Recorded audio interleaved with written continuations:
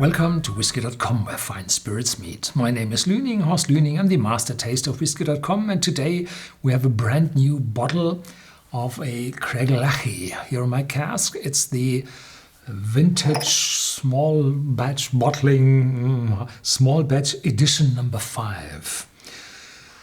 It's from Signatory Vintage, but it was exclusively bottled for the German market, and it's from the Craigellachie distillery, so it's pronounced quite weird.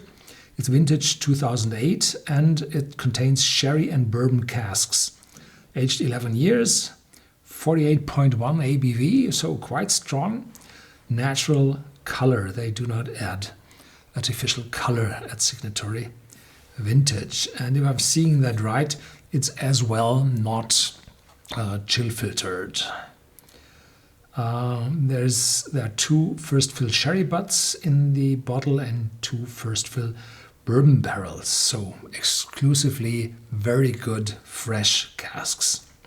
They were distilled on June 20th, 2008 and June 23rd, 2008. And they were bottled on September 9th, 2019. And the strength is not cask strength. After 11 years, it's too low for that, but it was reduced with demineralized water.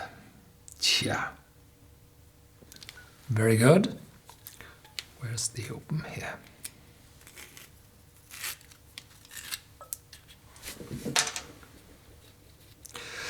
I'm pressing on that capsule because sometimes it's very sharp here, and if I'm open and turning it, I'm hurting my fingers. So I first press it to fit to the neck and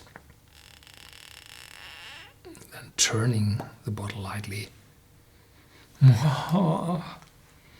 That's good. Yeah.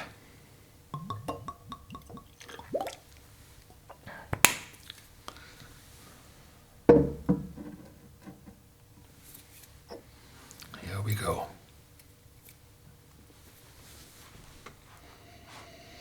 So there's a light peatiness in it, and that's normal for Craigellachie because Craigellachie produced for the White Horse distillers.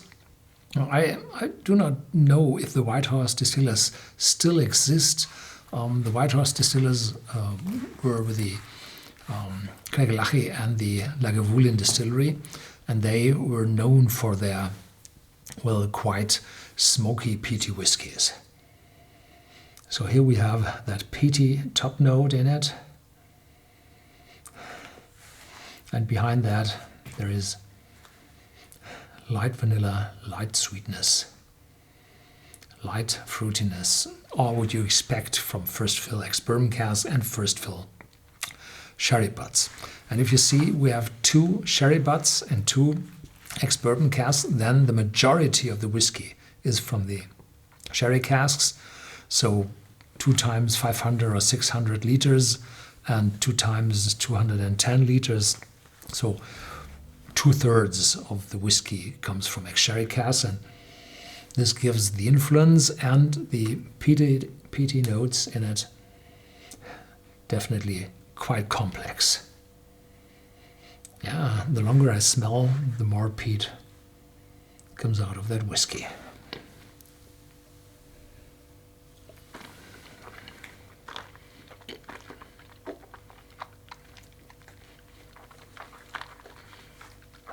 Mm-hmm.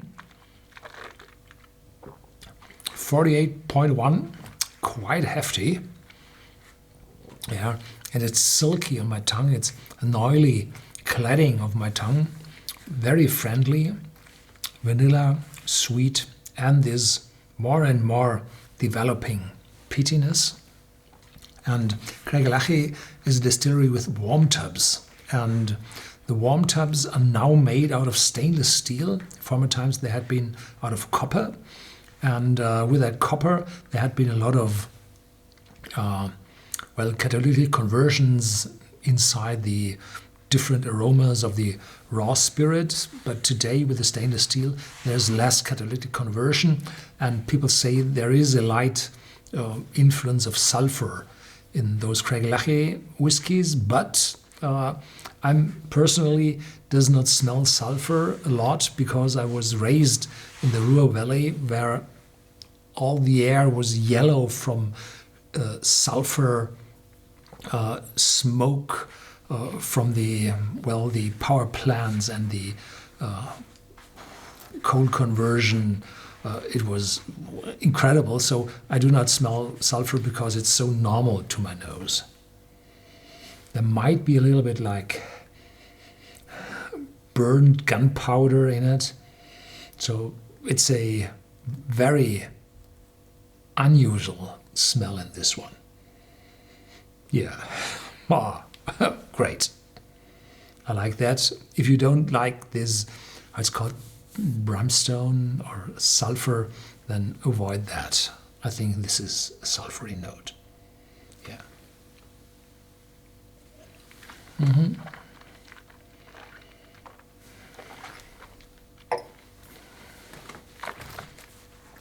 Gunpowder. That remembers me how you're measuring the alcoholic strength of whiskey in the 19th century or 18th century, 19th century. You mixed it with the whiskey, with gunpowder, and then you lighted it, and if it burned with a high flame, then it was proof, means over 57.1 ABV. Yeah, so wonderful whiskey, very, very special. Yeah, unfortunately, it's limited to the Central European market. Thank you very much for watching. Stay tuned. There's more to come.